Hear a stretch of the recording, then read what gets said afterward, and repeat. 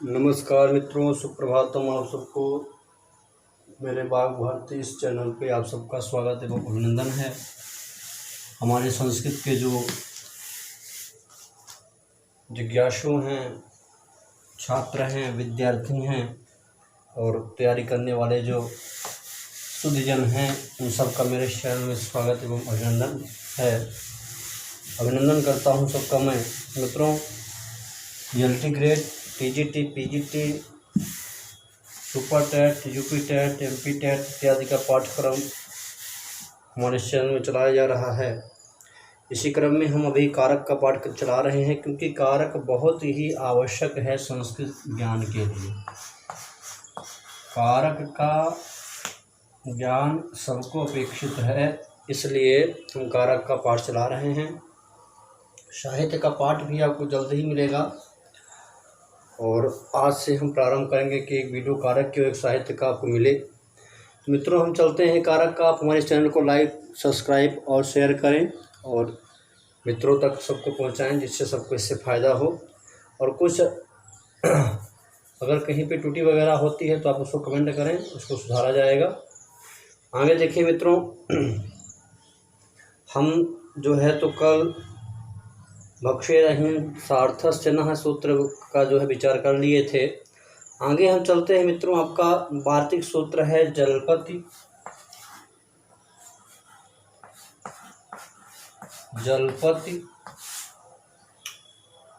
जलपति प्रभृति नाम संख्यानम। इस सूत्र आप कारक कवनी में देख लीजिएगा, या हमारा चंद्रिका वगैरह भी मिल जाएगा, या हम इसको पूरा ही लिख देते हैं। ये आपका सूत्र है, वार्तिक है। जलपति प्रभृति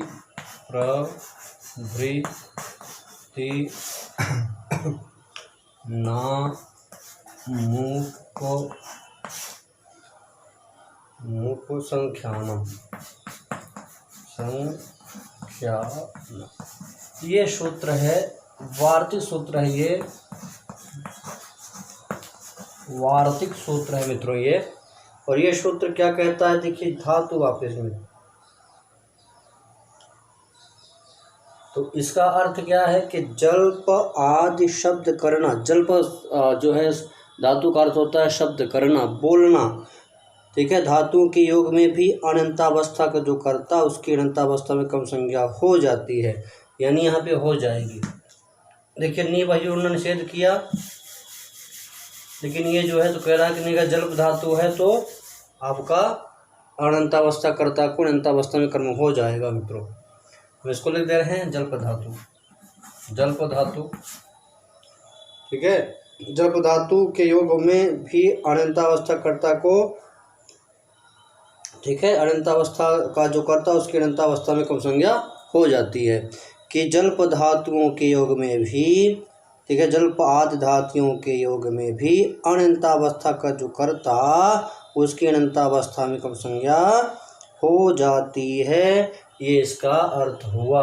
ठीक है, जल्प आदि धातु, जल्प आदि धातु हैं, ठीक है, धातु का जो अनियंता अवस्था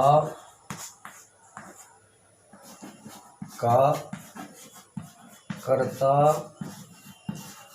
उसकी अनियंता यानी प्रेरणार्थक अवस्था में, ठीक है, अनियंता अवस्था में, ठीक है, में कर्म संज्ञा हो जाती है। कर्म संज्ञा हो जाती है मित्रों, ठीक है, हो जाती है।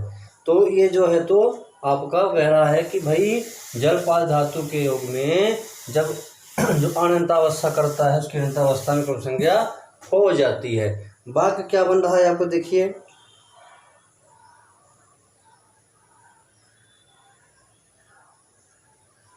देवदत्त पुत्र से धर्म करवाता है। देवदत्त पुत्र से धर्म कहलवाता वाता है। इस वाक्य में मित्रों ये जो वाक्य बन रहा है कि देवदत्त पुत्र से धर्म कहलवाता है, इसमें यह जो यहाँ कहलवाता यह है, इसमें जल धातु का हम प्रयोग जो करेंगे तो बनेगा जल, क्या बनेगा, जलपयति, और इसमें जो है तो अब समझ लीजिए इस चीज़ को आप भाई, इसमें अनंतावस्था करता ये पुत्र है और अनंतावस्था या अनिच प्रत्यय इसमें हो, इसको मान करके यहाँ ही आया हुआ है देवदत्त को। तो ये जो है तो अणित यानी कि प्रेरणार्थक होने से देवदत्त क्या हो गया, अनंतावस्था करता हुआ, और ये अनंतावस्था करता हुआ, तो इसकी क्या हो जाएगी, जल धातु की आदि प्रयोग में अनंतावस्था में जब प्रयोग करेंगे तो इसको जो है अनंतावस्था का कर्म हो जाएगा, क्या हो जाएगा, कर्म हो जाएगा। तो इसका अनुवाद क्या बनेगा मित्रों, देखिए इसका अनुवाद बनेगा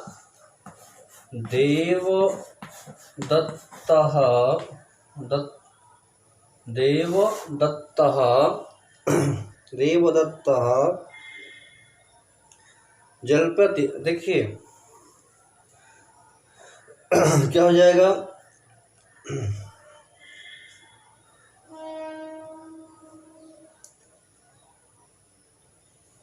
तो देवदत्तः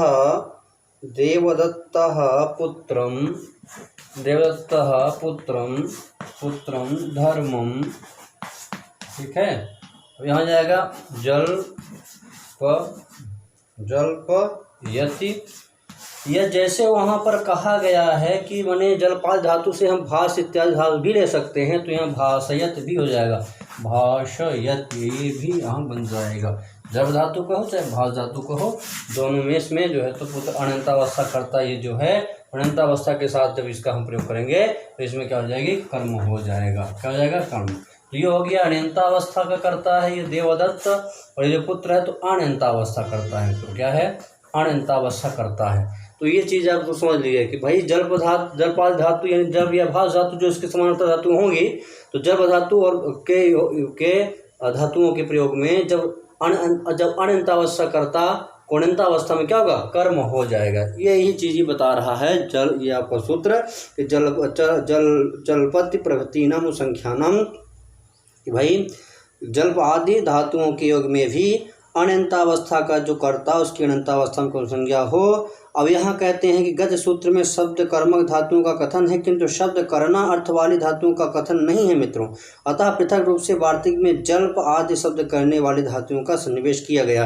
अब ये कह सकते हैं कि भाई वहाँ पे जब कह दिया कि गति बुद्धि प्रत्यवसानार्थ शब्द कर्म का कर्म कहा गया, तो यहाँ पे दोबारा लिखने क्या प्रयोजन वार्तिक को, तो कहते हैं नहीं, गत सूत्र में शब्द कर्मक धातुओं का कथन है, किंतु शब्द करना, ठीक है, शब्द कर्मक धातुओं का तो वहाँ पे कहा गया शब्द कर्म का कर्म का, ठीक है, लेकिन शब्द करना अर्थ वाली धातुओं का कथन नहीं है, अतः पृथक से वार्तिक जलपति प्रभृति नाम संख्यानम लिखा गया, ठीक है। तो क्या इसका क्या बताते हैं कि भाई जल शब्द करने वाली धातुओं का सन्निवेश किया गया है इस कारण। अब इसका उदाहरण देखिए, हमने बता दिया आपको कि जल्पयति भाषयति वा धर्मम पुत्रम देवदत्त पुत्र से धर्म कहलवाता है। अब यहाँ जल्पयति तथा भाषयति जल तथा भाष शब्द करना अर्थ वाली धातुओं के अनंतावस्था के रूप में हैं। अनंतावस्था में कर्ता था पुत्र, जिसको अनंतावस्था में कम संज्ञा होती है, और कर्म द्वितीया सुसिद्ध व्यक्ति होकर के देवदत्ता पुत्रम धर्मम जल्पयति भाषयति, यह जल्पयति भाषयति देवदत्ता पुत्रम धर्मम, ऐसा भी कर सकते हैं, जो ऐसा आपको करना हो कर सकते हैं, क्योंकि प्रयोजन जो सिद्धांत कौमुदी में जल्पयति भाषयति पुत्रम धर्मम देवदत्ता वह ऐसा करके आया है, तो इसका ये होता है कि जहाँ प्रयोजन जिस चीज़ का होता है उसको आगे रख रहे हैं, तो जल्पयति भाष्यति को उतारे इसलिए उसको आगे रखा गया था।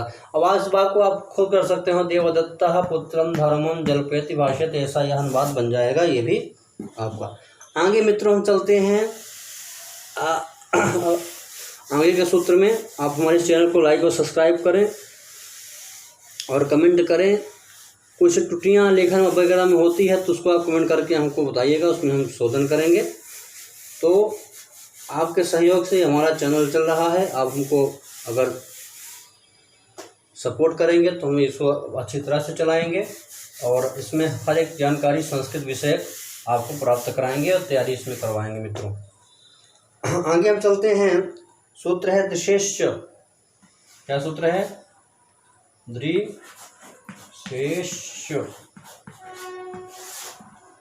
अब इस सूत्र में विचार करें मित्रों तो ये जो है वार्तिक सूत्र यह भी है और इसका जो है तो वृत्ति है कि दृशेश्च दर्शयति हरिं भक्तान् सूत्रे ज्ञान सामान्यार्थानामेव ग्रहणं न तु तद् विशेषार्थानाम् इत्यनेन ज्ञाप्यते तेन स्मरति जिघ्रति इत्यादीनां न स्मारयति घ्रापयति वा देवदत्तेन। अब देखिए इसमें विचार करते हैं मित्रों। इसका अर्थ क्या है? इसका अर्थ है कि दृश्य मन देखना धातु के योग में भी अनंतावस्था का जो कर्ता उसकी अनंतावस्था में कम संज्ञा होती है। क्या है? कम संज्ञा होती है। तो दृश्य मन देखना धातु के योग में भी अनंतावस्था का जो कर्ता उसकी अनंतावस्था में कम संज्ञा हो जाती है। इसका जो है तो आपका बन रहा है, क्या बन रहा है? देखिए प्रयोग इसका कि क्या कह रहे हैं कि दृश्य धातु जिसे प्रेक्षणीय धातु है, जिसे प्रेक्षणीय धातु दृश्य धातु। अब ये दृश्य धातु का तो क्या है? देखना होता है। क्या है? देखना। तो इसके इस दृश्य धातु क्या है कि दृश्य धातु के योग में अनंतावस्था का जो करता उसकी अनंतावस्था में कम संज्ञा है। धातु के योग में जो अनियंतावस्था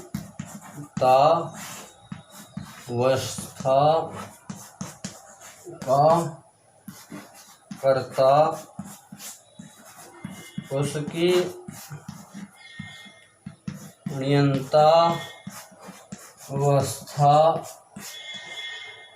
में कर्म संज्ञा हो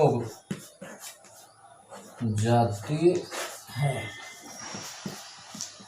तो मित्रों ये क्या कह रहे हैं कि भाई दृश्य धातु के योग में भी अनंतावस्था का जो कर्ता उसकी अनंतावस्था में कम संज्ञा हो जाती है। इसका जो अनुवाद बन रहा है देखिए क्या बन रहा है मित्रों। इसका अनुवाद बन रहा है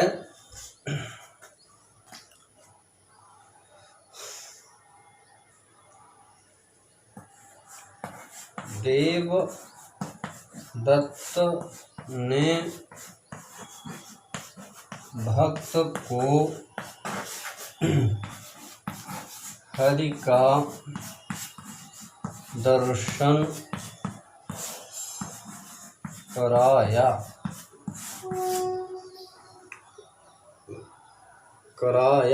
ये कराता है, कराता है, ये वर्तमान कालीन कराता है। तो अब इसका जो है तो आप देखिए हो गया अनंतावस्था और भक्त क्या हो गया? अनंतावस्था करता और हरि यहाँ पे कर्म हो जाएंगे, माने हरि का यानी कि संबंध इत्यादि कर सकते हैं। तो हरि का यहाँ पे दर्शन इत्यादि कराता है। कौन कराता है? देवदत्त कराता है। किसको कराता है? अनंतावस्था करता भक्त को कराता है। तो अभी इसमें क्या करेंगे हम? यहाँ पर जो है तो दृश्य धातु लगाएंगे तो दर्शयति लगेगा। क्या लगेगा? दर्शयति। दर्शयति ये अणित प्रत्यय होकर दर्शयति यह बनता है। तो दर्शय का जो कर्ता कौन है? ये देवदत्त। ये अनंत है। क्या है? अण्यंतावस्था का है। ये क्या है? अण्यंतावस्था का। और इसके प्रयोग में क्या हो जाता है? अनंतावस्था कर्ता कौन है आपका? यह भक्त है। क्या है? यह भक्त है। तो इस भक्त की क्या हो जाएगी? कर्म संज्ञा हो जाएगी, क्योंकि यहाँ पे दृश्य धातु का प्रयोग हुआ है। इसका वाक्य पूरा क्या बनेगा मित्रों? इसका वाक्य बनेगा देवदत्तः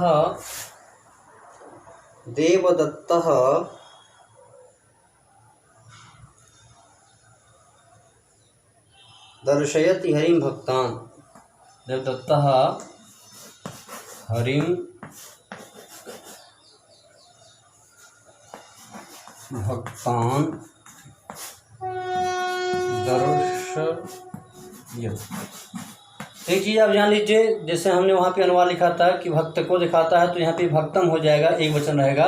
और अगर बहुवचन रहेगा तो भक्तान हो जाएगा। तो इसको आप समझ लीजिए, कोई बताने वाली चीज़ नहीं है, पर हो सकता है कोई कहे कि अरे वो तो एक वचन लगाए थे और यहाँ पे भक्तान कर दिए, बहुवचन कर दिए, तो बात गलत हो जाएगा। तो देवदत्ता हरि को भक्तों को दिखाता है, ठीक है, भक्तों को दिखाता है। तो यहाँ पर अगर एक भक्त को हमने पीछे लिखा होगा तो यहाँ भक्तम होगा, अगर हमने लिखा हुआ भक्तों को दिखाता है तो यहाँ बहुवचन हो जाएगा, द्वितीय वचन भक्तान हो जाएगा। इसको आप समझ लीजिएगा।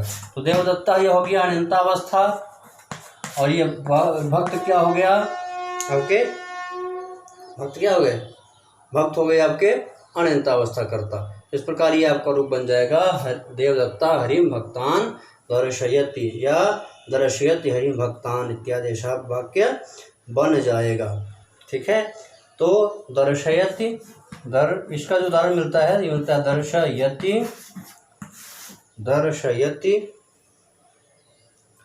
दर्शयति हरिम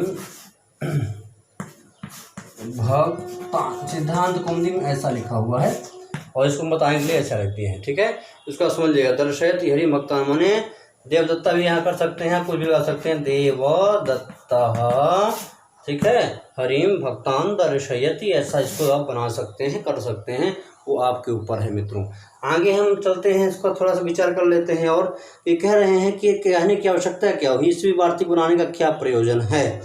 तो दर्शयति हरिम भक्तान अन्य भक्तों को, ठीक है, हरि का दर्शन कराता है। इस वाक्य में दर्शयति क्या अणंतावस्था क्रिया है। जब इस वाक्य को अणंतावस्था में बदलेंगे तो भक्ता हरिम पश्यन्ति हो जाएगा, भक्ता हरिम पश्यन्ति ऐसा रूप होगा। अब यहाँ अनंतावस्था करता भक्त हैं, जिनको दिस धातु के योग में अनंतावस्था में कम संज्ञा होती है और द्वितीय व्यक्ति आती है, तब भक्तान यह रूप होगा। दृश्य धातु का अर्थ देखना अर्थात चक्षुरिंद्रिय से होने वाला ज्ञान है, अतः दृश्य धातु बुद्ध्यर्थक है तथा गति बुद्धि सूत्र में बुद्ध्यर्थक धातुओं का समावेश किया गया है।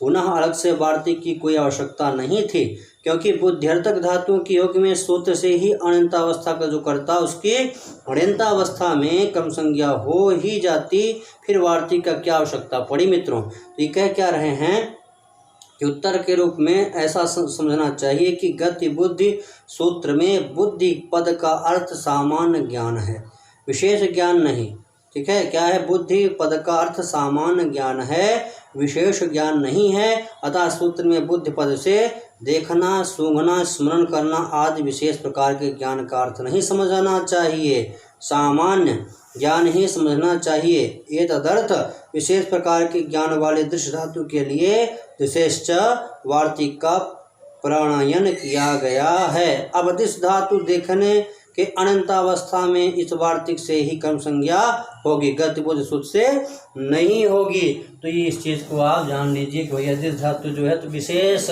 दिखाने के लिए है, इसलिए यहाँ पर आया हुआ है, और वहाँ जो है तो सामान्य था, इसलिए अलग वार्तिक लिखने का प्रयोजन वार्तिककार ने माना और लिखा। आगे हम चलते हैं मित्रों आपका जैसे उदाहरण के लिए उन्होंने बता दिया है कि स्मारयति घ्रापयति वा देवदत्तेन, ठीक है, देवदत्त को याद दिलाता है या सुंघाता है। इस वाक्य में स्मारयत तथा घ्रापयति अनंतावस्था क्रिया है और स्मृत तथा जिग्रति अनंतावस्था की यहाँ देवदत्त करता है तथा स्मृति और घ्र धातु बुद्ध्यर्थक है। फिर भी गतिव सूत्र से अनंतावस्था की कर्ता देवदत्त की कम संज्ञा नहीं होती है, क्योंकि ये दोनों धातुएं विशेष बुद्ध्यर्थक ज्ञानार्थक हैं, अतः अनुक्त कर्ता देवदत्त में तृतीय होती है, ये बता दिया, ठीक है। अब आगे क्या है, माने यहाँ पर जो है तो स्मारयत घ्रापयत इत्यादि में क्या है, ये विशेष ये क्या है ये बता दिया, क्योंकि दोनों धातुएं बुद्ध्यर्थक ज्ञानार्थक हैं, अतः यहाँ पर जो है तो गतिबुद्धि सूत्र से कर्म संज्ञा नहीं होती।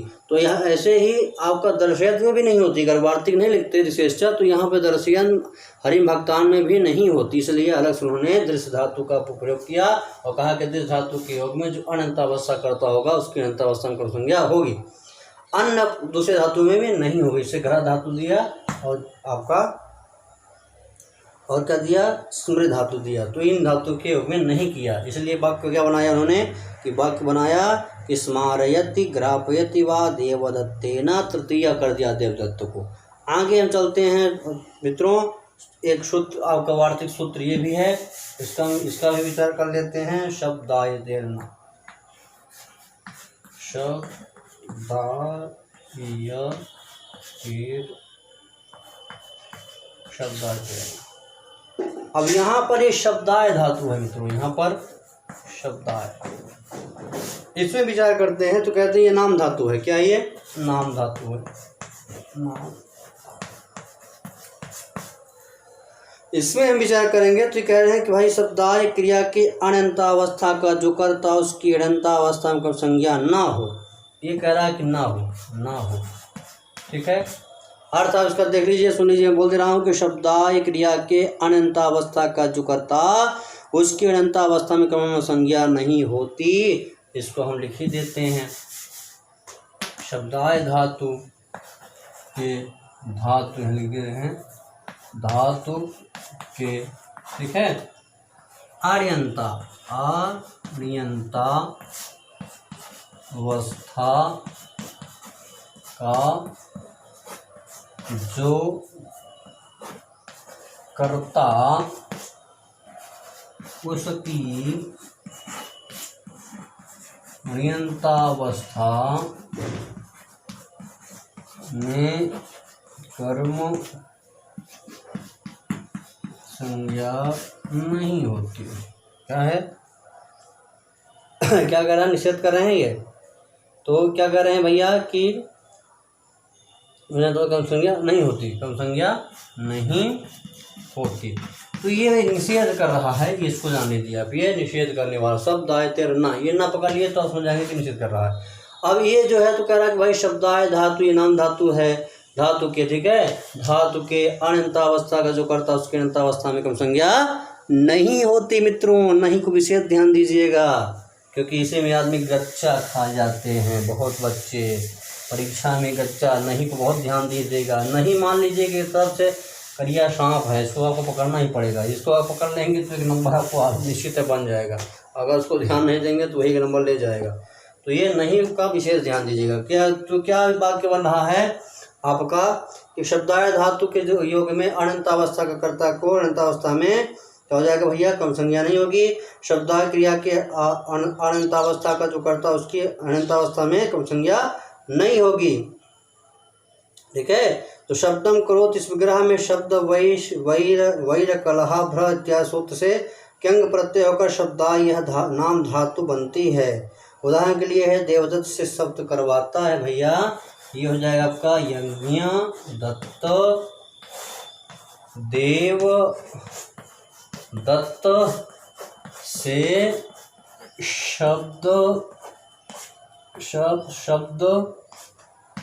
करवाता है। मित्रों ये आप देख लीजिएगा, यज्ञदत्त देवदत्त से शब्द करवाता है। अब इसका हम विचार करते हैं तो इसमें ये जो यज्ञदत्त है ये अणियंता अवस्था का करता है। मित्रों देवदत्ता शब्दम करो, क्या है इसका जो हम वो बनाएंगे तो देवदत्ता शब्दायते बनेगा, देव शब्द करता है, क्या बनेगा? देवदत्ता शब्दायते, ये वाक्य बनेगा अनंता अवस्था में बनेगा। क्या बनेगा? अनंता अवस्था में। और जब इसको हम अनंता अवस्था में बदल देंगे तो देवदत्त जो अनंता अवस्था वाला है द्वितीय हो जाएगी। क्या हो जाएगी? द्वितीय हो जाएगी। क्या वाक्य बन रहा देखिए मित्रों, तो ये हो गया आपका अनंता अवस्था, ये हो गया अनंता अवस्था करता अनियंता। ठीक है, तो अब इसमें हम बनाते हैं इसका अनुवाद, तो यज्ञ दत्तः।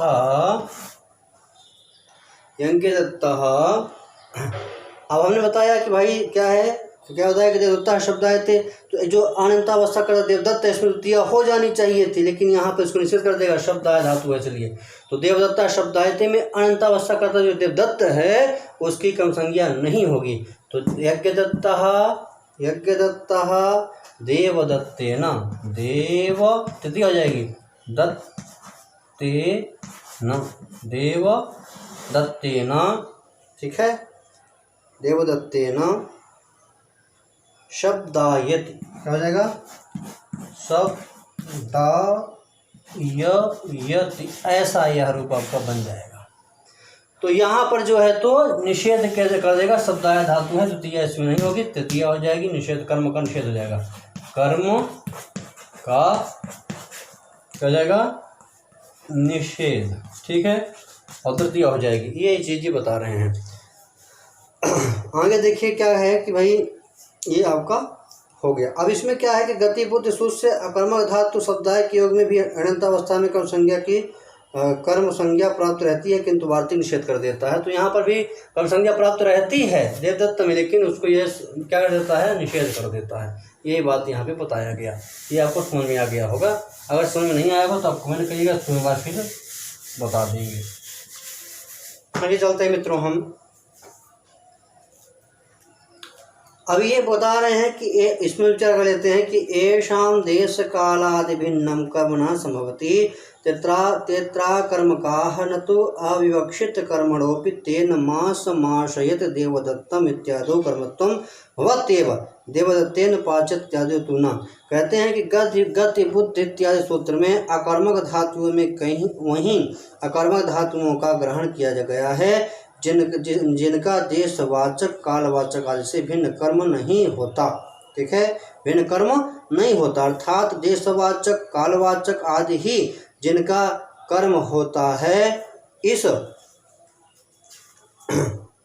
प्रकार की अकर्मक धातुओं का ग्रहण नहीं होता जो सकर्मक है, किंतु वक्ता की इच्छा से अकर्मक रूप में प्रयुक्त होती हैं। जैसे उदाहरण दिया, मास मासित देवदत्तम, देवदत्त को महीने भर ठहराता है। इस वाक्य में मासम कालवाचक है, आस धातु कर्मक है तथा देवदत्त करता है। अब अनंतावस्था में अनंतावस्था के कर्ता देवदत्त की अकर्मक आस धातु के योग में गतिबुद्ध सूत्र से कर्म संज्ञा देवदत्तम हुई है, तो ऐसा वाक्य बना है। किंतु देवदत्तेन पाचयति, देवदत्त से पकवाता है। यज्ञदत्तः देवदत्तेन पाचयति, देवदत्त यज्ञदत्त से पकवाता है। इस वाक्य में अनंतावस्था के कर्ता देवदत्त की अनंतावस्था में संज्ञा नहीं होती है। अनुक्ति कर्ता तृतीया से तृतीया हुई है, और क्योंकि यहाँ पच धातु का कर्म ओदन अविवक्षित है, जो न तो देशवाचक है न कालवाचक है। मित्रों, ये आपको समझने वाली बात है, इसको आप समझ भी गए होंगे हमारे समझ से। अब आगे हम चलते हैं मित्रों सूत्र में। आगे सूत्र है आपका, ये भी आपका सूत्र है हिक्रोरण्यतरस्याम, हिक्रोरण्यतरस्याम, हिक्रोरण्यतरस्याम। ठीक, हिक्रोरण्यतरस्याम। ये क्या कहता है मित्रों, ये कह रहा है कि हरि धातु ले जाने अर्थ में है, और कृ धातु माने करना, रुकने करने। तो हरि धातु अकृ धातुओं के अनंतावस्था का जो कर्ता, उसकी अनंतावस्था में विकल्प से कम संज्ञा होती है, माने एक बार होगी एक बार नहीं होगी। तो इसका जो प्रयोग बनेगा देवदत्त नौकर से चटाई, नौकर द्वारा चटाई ढुवाता है या बनवाता है। इसका अनुवाद होगा हारयति कारयति वा भृत्यम भृत्येन वा कटम। क्या है, हारयति कारयति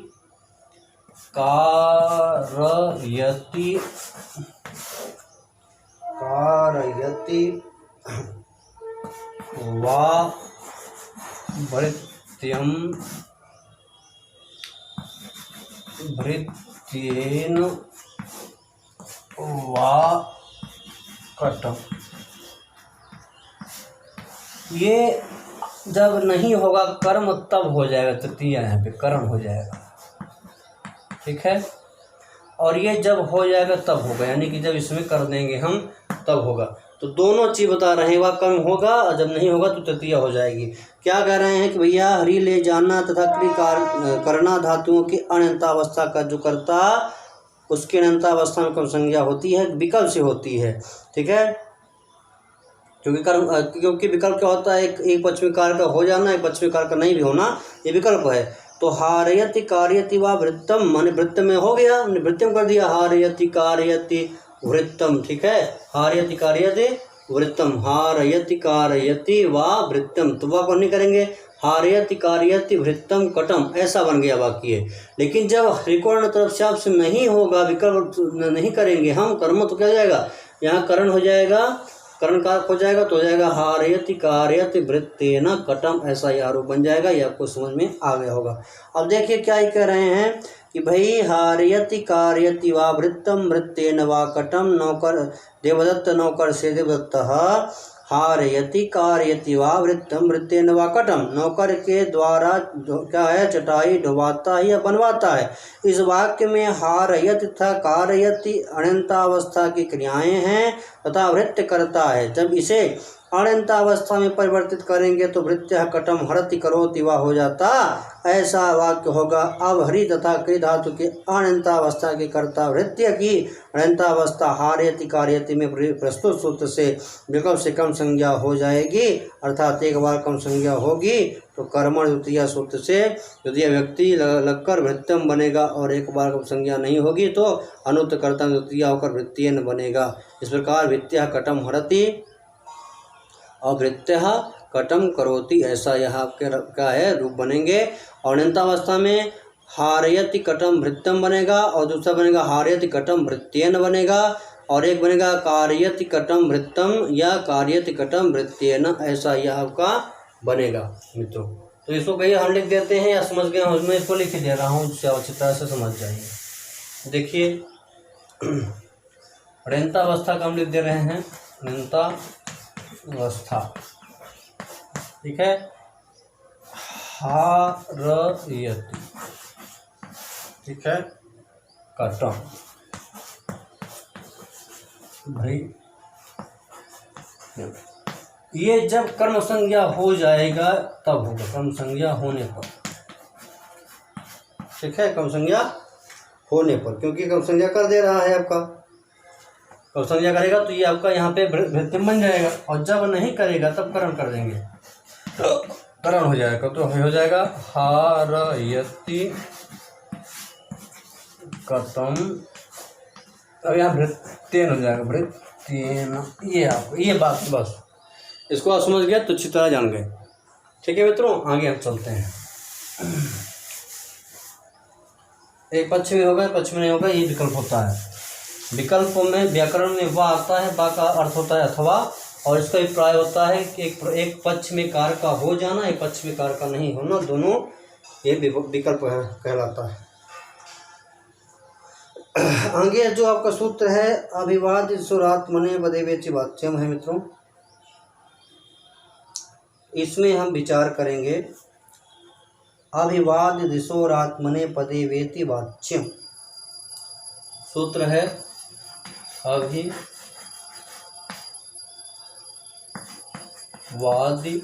पूरा सूत्र नहीं लिख रहे हैं, बोल दे रहे हैं, इसको लिख लीजिएगा।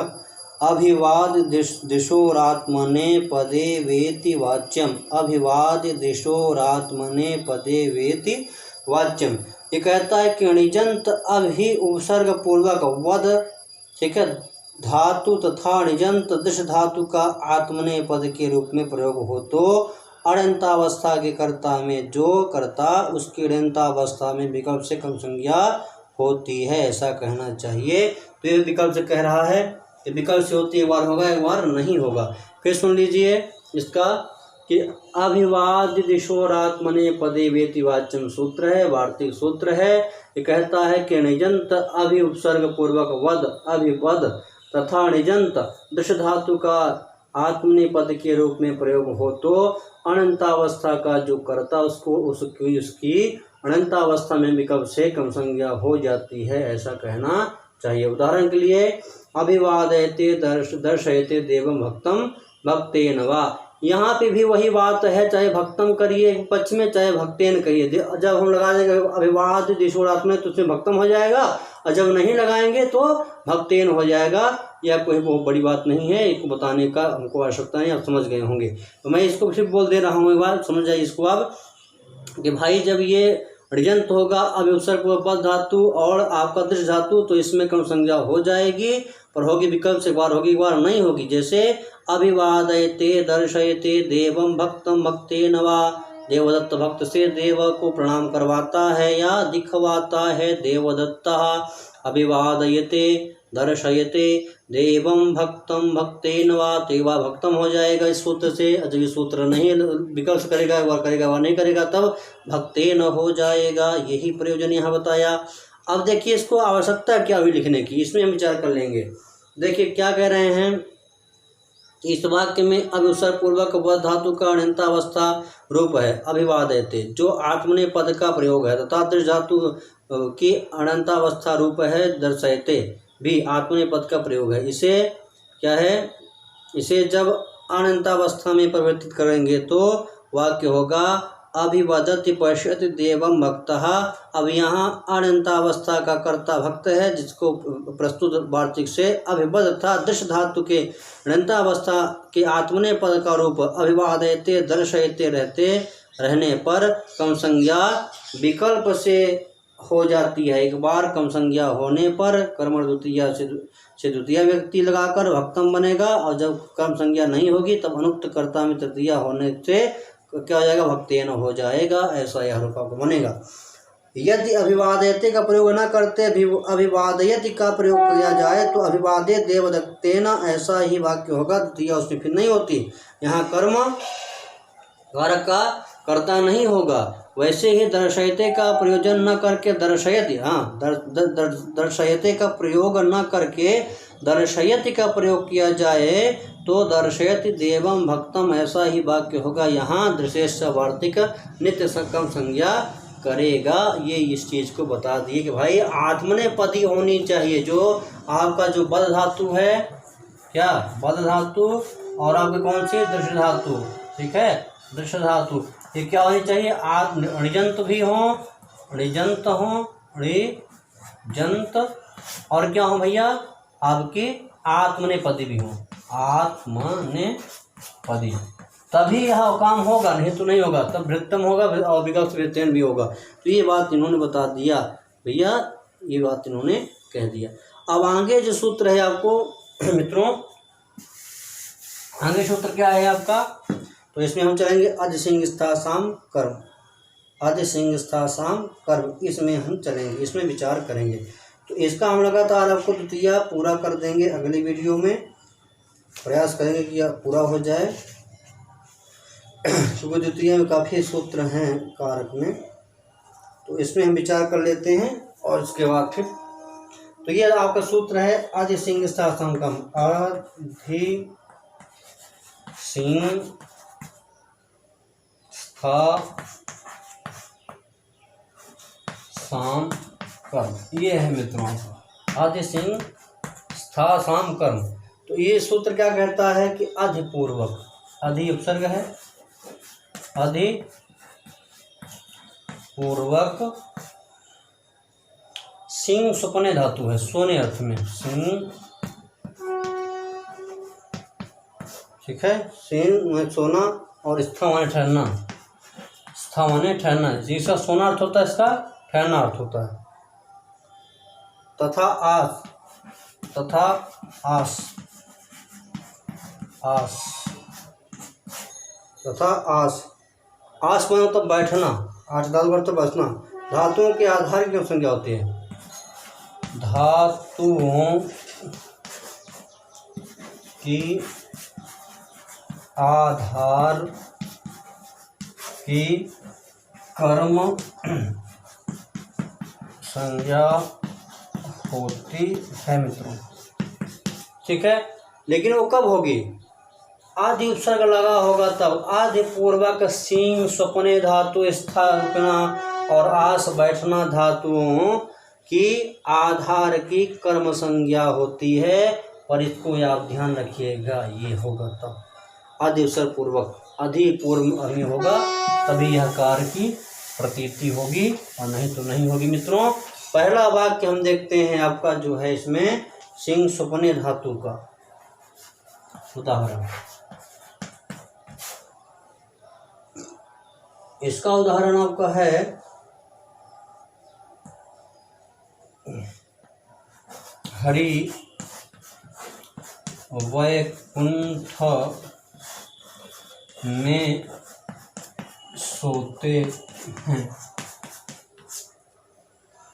अब इसका जो अनुवाद बनेगा, एक अनुवाद आपका ये बनेगा, मैं दोनों अनुवाद देता हूँ। हरि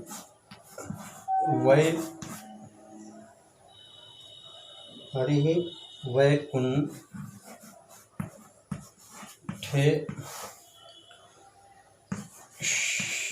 शेते, एक रूप तो आपको ये बनेगा। लेकिन अगर हम इसमें जो है तो क्या लगा दिए, आधि लगा दिए, आधि लगाएंगे कर्म पक्ष में, देखिएगा अधिसिंग विस्तार कर्म में सूत्र में, इसमें जो है वाक्य बदल जाएगा आपका। क्या वाक्य बदलेगा मित्रों, देखिए, चैनल सब्सक्राइब करें, लाइक करें। हरि ही वैकुंठम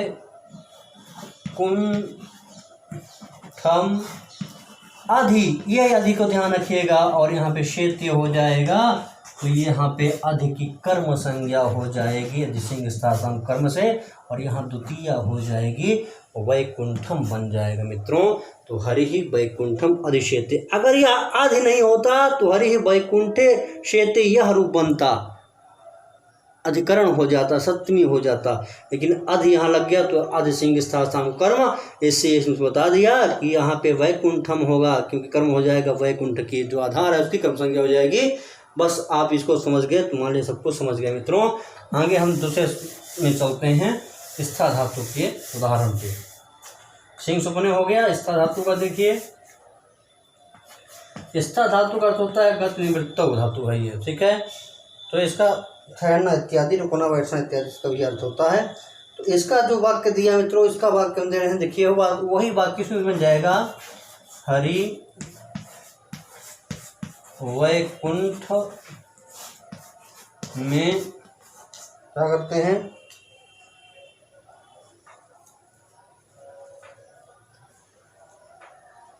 रहते हैं या ठहरते हैं, रुकते हैं इत्यादि, ठीक है। इसका वाक्य अगर हम अधिकरण बनाएंगे तो हो जाएगा हरि ही वैकुंठे, ठीक है। क्या हो जाएगा, तिष्ठति, क्या हो जाएगा, तिष्ठति, वैकुंठे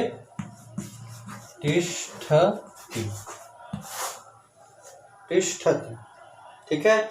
लेकिन जब इसको हम आधि उपसर्ग लगा करके करेंगे, आधि उपसर्ग लगा करेंगे तो हो जाएगा आपका हरि ही वैकुंठम।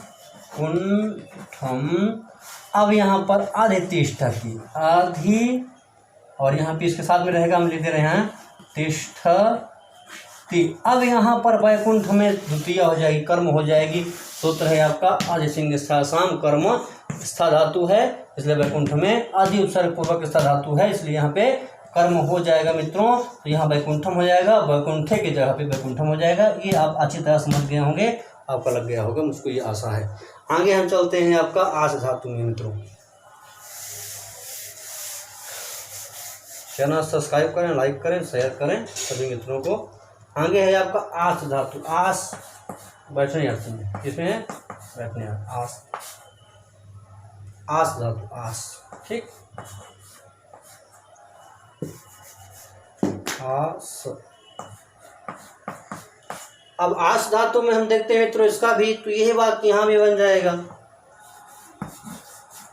हरि वैकुंठ में क्या है, में है, में, इसका मतलब हो जाएगा हरि ही वैकुंठे आस्ते, आस्ते, हरि ही वैकुंठे आस्ते, ठीक है। तो ये यहाँ पे वैकुंठे हो जाएगा अधिकरण। लेकिन जब इसमें आदि का प्रयोग कर देंगे, उपसर्ग का आदि का लगा देंगे तो अधिसिंग समकर्म लग जाएगा और हो जाएगा इसका वाक्य हरि ही वैकुंठम अध्यास्ते, अधिधन आस्ते, यहाँ संधि हो गई है, अध्यास्ते, ऐसा यह रूप बन जाएगा और इसमें कर्म हो जाएगा। क्या हो जाएगा मित्रों, कर्म हो जाएगा। कर्म क्यों हो जाएगा कि आदि यहाँ पे क्या लगा, किसके साथ, आस धातु के साथ लगा हुआ, इसलिए ठीक मित्रों, आगे चलें। ये आपका हो गया अधिसिंग स्थाम कर्म। बस इसमें आपको ध्यान देना है कि आदि उपसर्ग, आदि ये आपका उपसर्ग किसके साथ होना चाहिए मित्रों? सिंह धातु। 3 धातु बता दिए। धातु क्या रखने बहुत पूछा जाता है। स्था धातु और आपका आस धातु। आस, ये 3 धातु हैं जिसके योग में कर्म संज्ञा हो जाती है। आदि रहेगा पूर्व में तब, आदि रहेगा पूर्व में तब। आप इसको दिमाग बैठा लीजिए। 3 धातु अधिक योग में कर्म संज्ञक हो जाती हैं। ये आपका बहुत ज़्यादा पूछा जाता है। यूपी टेट, सुपर टेट में बहुत ज़्यादा पूछा जाने वाला, और नेट में पूछे जाने वाला, और आपका जो है तो टीजीटी पीजीटी में भी पूछे जाने वाला ये बहुत ही मोस्ट सूत्र है आपका। आदि उपसर्ग पूर्वक सिंह सपने धातु, स्था धातु, राज धातु के योग में कर्म संज्ञा हो जाती है। आदि उपसर्ग रहेगा तभी यह कार्य होगा। आदि से उपसर्ग नहीं रहेगा सप्तमी हो जाएगी, करण हो जाएगा मित्रों। आगे हम चलते हैं, आपका अग्रिम सूत्र में चलते हैं मित्रों, विचार करते हैं। बहुत ही मोस्ट है, इस चीज़ को आप ध्यान रखिएगा। आपको बता दिया मैंने, आदि उपसर्ग रहेगा अगर इन धातुओं के साथ सिंह धातु, सिंह सुपने धातु, स्था धातु मित्रों, और आपका जो है तो आस धातु, इनके साथ अगर आदि उपसर्ग लगता है तो जो उसका आधार होगा, आधार है, उसको कर्म संज्ञा हो जाएगी। कर्म संज्ञा होने का फल है कर्म द्वितीय विभक्ति हो जाना। वैकुंठम अधिहरि ऐसे आपका बन जाएगा। वैकुंठम हरि अध्यास्ते अधितिष्ठति अधिशेते इत्यादि। आपके यह वाक्य बहुत ही ज़्यादा पूछे जाने वाले वाक्य हैं। बहुत ज़्यादा ही इसको पेपरों में पूछा जाता है। आप इसको भली भांति समझ गए होंगे। आगे हम चलते हैं मित्रों सूत्र में। तो अभिनिविशस्य, अभिनिविशस्य, ठीक है, कारक का पाठ्यक्रम चल रहा है। आपको हम ऐसा पढ़ा देंगे कि अगर आप एक बार हमारी वीडियो देखेंगे तो आपको दोबारा इसको पढ़ने की आवश्यकता ही नहीं पड़ेगी। फटाफट आप क्वेश्चन करते जाओगे, इतना विश्वास मुझ में रखिए। अभिनिविशस्य ये सूत्र है मित्रों, ये भी बहुत ज़्यादा पूछा जाने वाला सूत्र है मित्रों, ये आप जान लीजिए। अभिनिविशस्य, इसको मैं आपको बता दे रहा हूँ तो आप हमेशा के लिए इसको समझ जाएंगे। यहाँ पे भी वही पोजीशन बन रही है, अभी हो, लेकिन धातु यहाँ पे बदल रही है। तथा, अभी तथा, अभी तथा, नि एक ही साथ, एक ही साथ, अभी तथा नि एक ही साथ, इन दोनों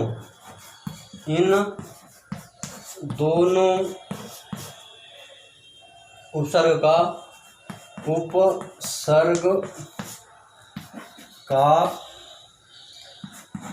प्रयोग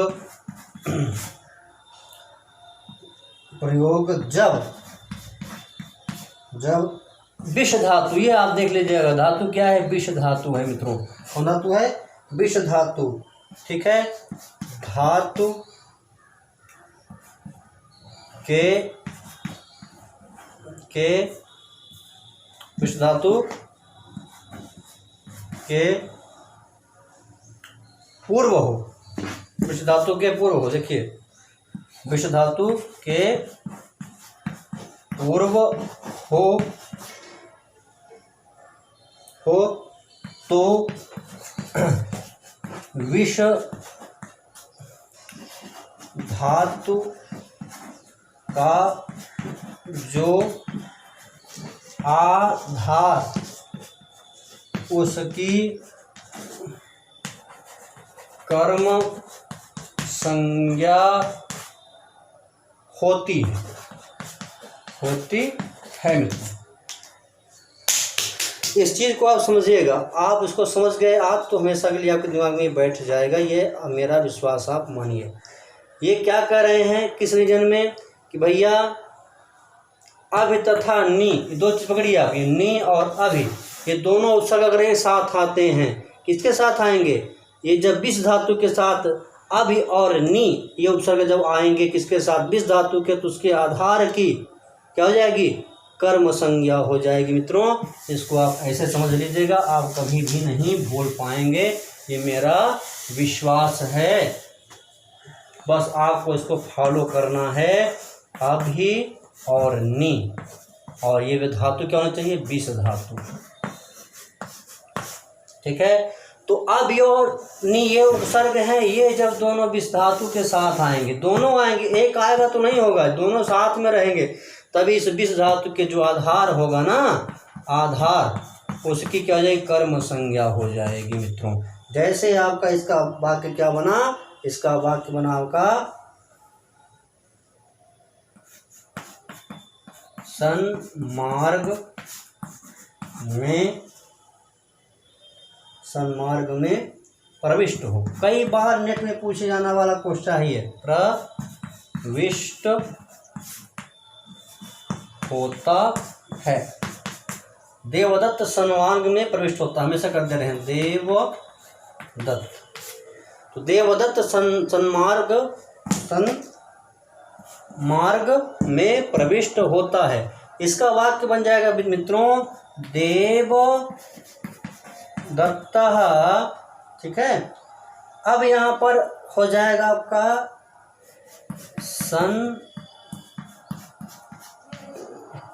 सन्मार्गम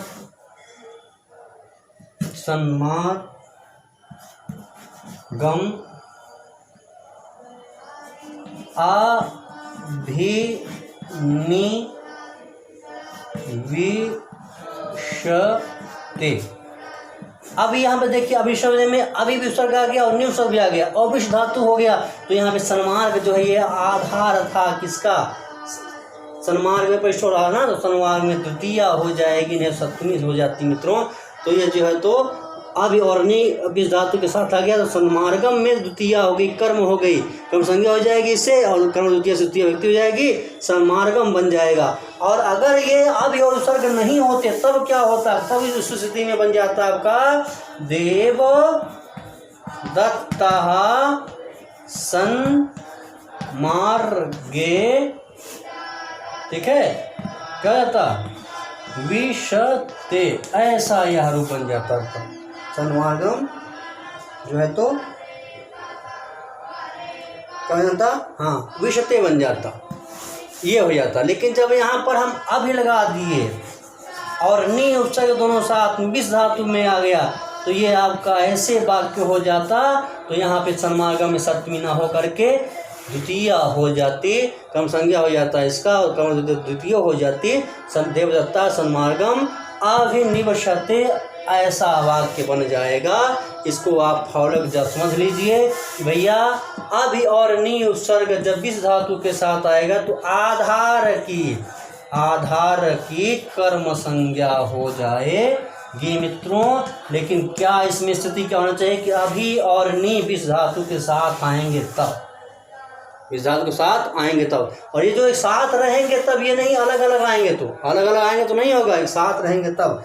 आगे देखिए, इसमें हम विचार कर लेते हैं, इसको देख लीजिए कि अब तथा नी एक ही साथ इन दोनों अक्षर का प्रयोग जब विष धातु के पूर्व हो तो उसके विष धातु के आधार की कर्म संज्ञा होती है। उदाहरण के लिए अभिनिविष्यते सन्मार्गम, सन्मार्ग में प्रविष्ट होता है। इस वाक्य में देवदत्तः सन्मार्गम अभिनिविष्यते, देवदत्त सन्मार्ग में प्रविष्ट होता है, तो इसका हो जाएगा अभिनिविष्यते सन्मार्गम देवदत्तः।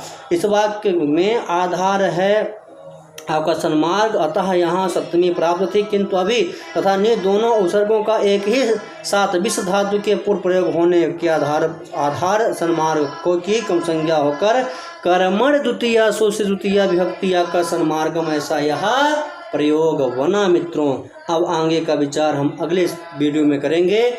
आज यहीं तक। अब हमारे चैनल को लाइक और सब्सक्राइब करें, शेयर करें। कुछ त्रुटियाँ हुई होंगी तो आप कमेंट में बताइएगा, उसको हम सुधार करेंगे। जयतु संस्कृतम जयतु भारतम। हमारे चैनल को लाइक और सब्सक्राइब करें